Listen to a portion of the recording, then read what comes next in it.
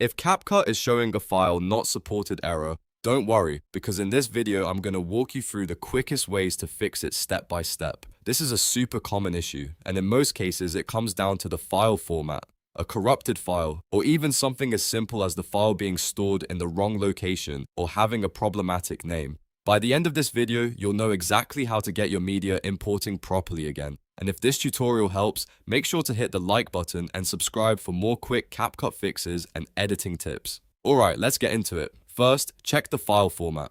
CapCut only supports certain file types, so if your video, audio, or image isn't in a compatible format, it may refuse to import it.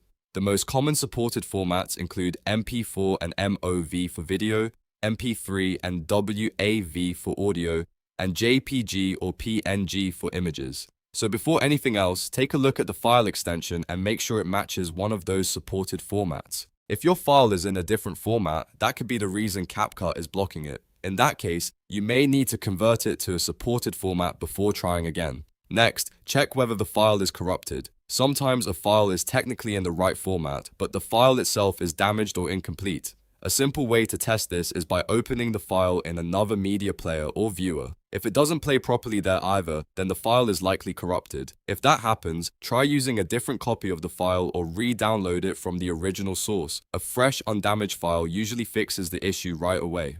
Now let's move on to another fix that solves this problem for a lot of people. Move the file to a local folder on your computer. If your file is stored in a cloud service, external drive, or network location, CapCut may have trouble reading it properly. To avoid that, copy the file into a normal local folder on your computer, such as your Downloads folder or desktop. Once it's saved locally, go back into CapCut and try importing it again. This step is especially important if you are working directly from an external hard drive, USB device, or synced cloud folder. Finally, rename the file using only letters and numbers. Sometimes special characters, symbols, spaces, or unusual punctuation in a file name can cause import issues in CapCut, so right-click the file, choose Rename, and simplify the name as much as possible. Use only letters and numbers, like Video1 or Clip2026, and avoid symbols like ampersands, brackets, apostrophes, or emojis. After renaming it, try importing the file again in CapCut. In many cases, that alone solves the problem.